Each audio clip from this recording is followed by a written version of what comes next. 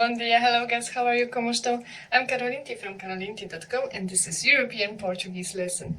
Today you will get all necessary information about DIPLE B2 exam in Portuguese, from what the DIPLE exam is, who needs to take it, how to sign up, to the most important, what are components of the exam and how to prepare to it.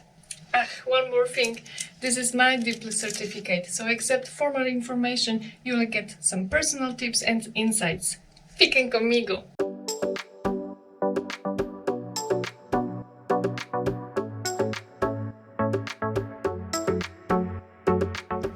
Well, what's DIPLE exam? DIPLE stands for Diploma Intermédio de Português Língua Estrangeira, and it's official and international exam in Portuguese on B2 level for foreign citizens. What's B2 level? According to European Framework of Reference for Languages, levels A1 and A2 are beginners. On A2 level is conducted CIPLE exam, which is mandatory for all foreigners willing to obtain Portuguese citizenship. Link to this lesson you can find now here and of course in the description box below. Then levels B1 and B2 are intermediate and levels C1 and C2 are advanced. As you can see, DIPLE exam is on upper intermediate level. On this level, users should communicate easily and spontaneously in a clear and detailed manner. They should be able to understand the main idea of a complex text, both on concrete and abstract topics, and they should be able to write different types of texts. To take DIPLE exam, you have to be over 16 years old. For teens between 12 and 15 years old, there is a different exam especially dedicated for them. 2. Who needs to take DIPLE exam? All international exams are dedicated for foreigners and are used for social, educative or professional purposes. DIPLE B2 exam is very popular as it's obligatory for all foreigners who want to graduate Portuguese universities. What's more, passing DIPLE exam gives you right to obtain Portuguese citizenship without passing CIPLE exam, because DIPLE is on a higher level.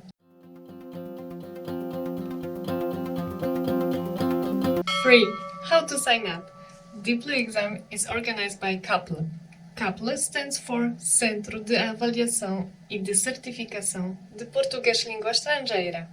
CAPLE is a unit created at University of Lisbon, and only on its official website you can sign up for the exam. Link to the website of CAPLE I'll leave you in the description box below. Cost of the exam is 112 euros.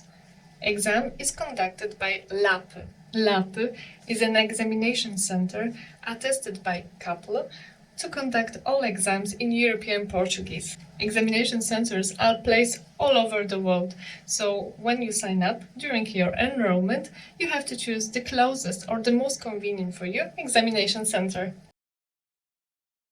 If you live in Portugal, you can take an exam at universities in almost every city in Portugal, and you have 3 dates to take DIPLE in May, July and November. If you live abroad, you may have only a couple of examination centers in your country, so be prepared that some traveling may be involved. Usually examination centers, LAPE, are based at embassies, consulates of Portugal, at some universities and at institutes of Camões.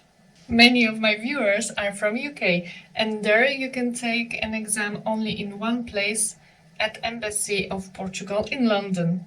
But in USA, for example, you have 4 examination centers to take DIPLE exam.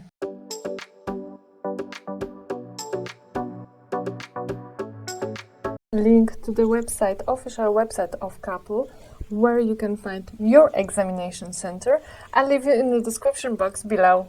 Living outside Portugal, it means that you have only 2 dates to take DIPLE exam, in May and in November. But sometimes you can take also in July, but this depends on your examination center. The results of DIPLE are given in about 6 weeks, and your certificate you can obtain in about 3 months after taking an exam, because all exams are verified by CAPLE at University of Lisbon. Sometimes your examination center evaluates the speaking part of the exam, but sometimes they don't. So you have to be prepared that you may be recorded.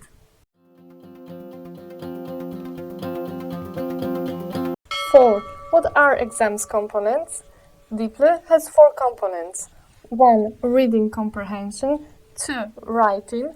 3. Oral comprehension. And 4. Speaking. 1. Reading comprehension. This part lasts 75 minutes. It consists of 6 exercises where you have to read long texts, such as articles, interviews, or stories, and then you have to respond to multiple choice questions. You may be asked to match the right answer to chosen question, to choose the best title of a paragraph, to insert correctly missing paragraph into the text, or even to put missing words into the gaps. You have 75 minutes to complete all those tasks, but personally I think it's a lot of text to read in a short time. To pass this part of the exam, I focus on exercises that gave me more points because they had more questions and that were the easiest for me. It's better to have 4 exercises done correctly than 6 with a lot of mistakes. But also don't leave unanswered questions. If you don't know the answer, choose the most logical one. 2. Writing. This part also lasts 75 minutes and consists of 3 exercises. In the first 2 exercises you have to write a formal letter and an essay between 160 and 180 words. In the case of an essay, you have 1 topic to choose out of 3. In the last exercise, you may be asked to rewrite sentences with given words, so that you keep the same meaning of both sentences. For me, the last exercises mainly checks your grammar, so don't forget to repeat before the exam conditionals, tenses, or reported speech. My advice for this part is use formal words and phrases. To make your sentences more sophisticated, use as often as possible passive voice. In your essays, don't only write about negative judgments. Be more diplomatic and try to show 2 sides of the same coin. 3. Oral comprehension. This part lasts 40 minutes and involves listening to different audios and then responding to multiple choice questions. You've got there 8 exercises and approximately 25 questions. Mainly you will hear different speakers sharing their thoughts and then you will have to choose the right summary of their statements. From my experience, this is the most challenging part of the exam. Audios usually have background noise and speakers differ in their pronunciation. My advice here is, before listening, read carefully questions and answers and start your elimination process. Then listen to the audios carefully twice. Don't be tricked as they use the same words, the same vocabulary in audios and the same in answers, which are usually not correct. If you are not sure of the answer, listen to your gut. 4. The last part is speaking. This part lasts about 15 minutes. Speaking part is your interaction with an examinator or with another candidate. For sure, you'll be asked about yourself, your interests, hobbies, and reasons why you decided to learn Portuguese.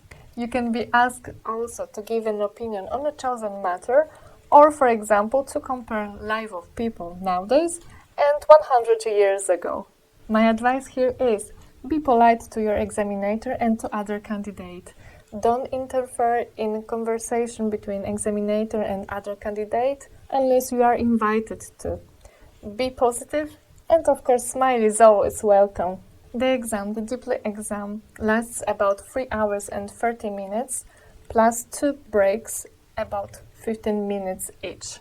Every component of the exam is worth 25%. And to pass the DIPLE exam, you have to gain in total 55%. From 55 to 69%, it is given sufficient grade. From 70 to 84%, it is given bomb grade.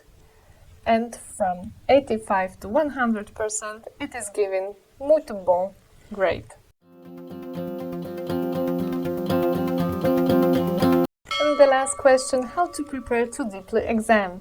You don't have to attend the language course, but of course, learning with a tutor helps to learn faster and more efficiently. I was preparing to DIPLE exam on my own, learning about 4 months, 4 hours per day. But the amount of work that you have to put to pass DIPLE exam, of course, depends on your level of Portuguese and on your personal abilities. Unfortunately, there aren't many tests available to prepare to DIPLE exam, but links to the samples you can find in the description box below. You can pass DIPLE exam by practicing specific component of the exam. For example, practice your reading. Read literature, articles in newspapers, in Portuguese websites, or even in your textbooks. Try to get main thought out of the sentence or out of the paragraph. Don't translate every new word. Check up new vocabulary in your dictionary only if you don't get the meaning of the sentence. 2. Practice writing assignments.